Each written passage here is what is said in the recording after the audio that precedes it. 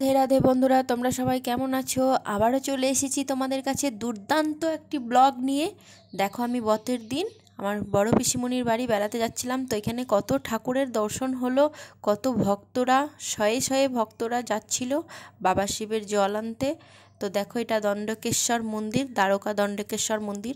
এখানে যে এত সুন্দর মন্দির আছে আমি সেটাই জানতাম না, কারণ আমি তো এতদিন বাসে গিয়েছি পিসিমণির বাড়ি, কিন্তু এতবার গিয়েছি এখানে যে এত সুন্দর একটা মন্দির আছে। আজ মোটরসাইকেলে বেড়াতে এলাম পিসিমণির বাড়ি বলে এত সুন্দর জায়গাটা আমি দেখতে পেলাম। চলো তোমাদেরকেও একটু ঘুরিয়ে দেখাই।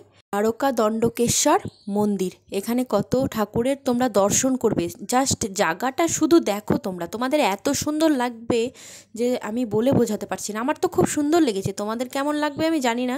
সিনগুলো এত সুন্দর সুন্দর, আমি ভাবতেও পারিনি যে বাবা শিবের বতের দিন আমি এত সুন্দর বাবা শিবের একটা জায়গা আমি দর্শন করব। এখানে বাবা শিব বলে না, সব ঠাকুর দেব দেবী প্রায় রকমের আছে। জায়গাটা তোমাদের কেমন লাগলো তোমরা অবশ্যই কমেন্টে জানাবে কিন্তু। আর এই জায়গাটা যেতে হলে লাইকপুর, লাভপুর, তরুলিয়ার হাট, তার আগে দণ্ডকেশ্বর মন্দির। বাবা শিবের মন্দিরটা এত সুন্দর যে সব রকম দেবদেবী দেবতাদের দর্শন করতে পারলাম। আমার খুবই ভালো লাগলো যে বতের দিনে আমি কোথাও বেরিয়ে যে এত সুন্দর বাবা শিবের মন্দির, বাবা শিবকে দর্শন করব, এটা আমার বিরাট ভাগ্যের ব্যাপার। সত্যি বাবা শিবের চরণে আমি শতকোটি প্রণাম জানাই যে বাবা শিবের আশীর্বাদে আমি এত সুন্দর একটা জায়গা আমি দেখতে পারলাম। জয় বাবা শিব, হর হর মহাদেব। আমি এখানকার বিষয়ে কিছু বলতে পারবো না, কারণ আমি এখানে প্রথমবার এসেছি আর প্রথমবারই এই মন্দিরটা দেখলাম।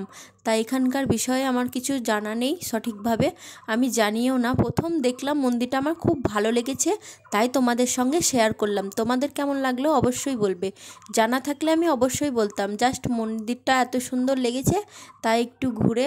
এত সুন্দর সুযোগ কেউ ছাড়ে যে দেবদেবীদের দর্শন হবে?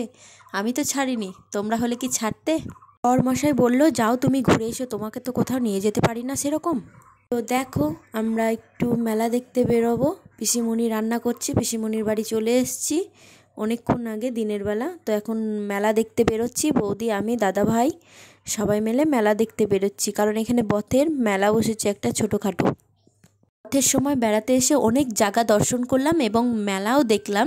দেখো, এখানে এখন বথের পুজো চলছে। তো এখানে একটা বাবা শিব আছেন, খুব সুন্দর মন্দির এখানকার মন্দিরটাও। এখানে বড় করে বেশ পুজো হয় পিসিমণিদের বাড়ির পাশে। অবশ্য এই জায়গাগুলোর নাম আমি খুব একটা জানি না, আর শুনেছি তবু ভুলে গেছি। মানে এদিকে তো সেরকম যায় না, বছরে একবার করে যায় হয়তো পিসিমণির বাড়ি, তখনই যা। এখন দাদা ভাই, বৌদিমণি, আমার বরমশাই, ছেলে দাঁড়িয়ে আছে। আমরা বৌদিমণি আমি ফুচকা খাচ্ছিলাম। তো বৌদিমণি আমাকে ভিডিও করছিল, বললো তোমার ব্লগ বানাতে লাগবে, তাই তোমাকে সাহায্য করছি, তারপর আমি পরে খাবো। তো দেখো, ফুচকাগুলো খুব সুন্দর বানিয়েছিল, খেতেও খুব ভালো লাগলো। এবার বাড়ি ফিরছি রাত্রেবেলা, মেলা দেখা হয়ে। বাড়ির কাছেই পিসিমণিদের ঘর থেকে একটুখানি এসে এটা একটা মন্দির, খুব সুন্দর মন্দিরটা। তো ধন্যবাদ।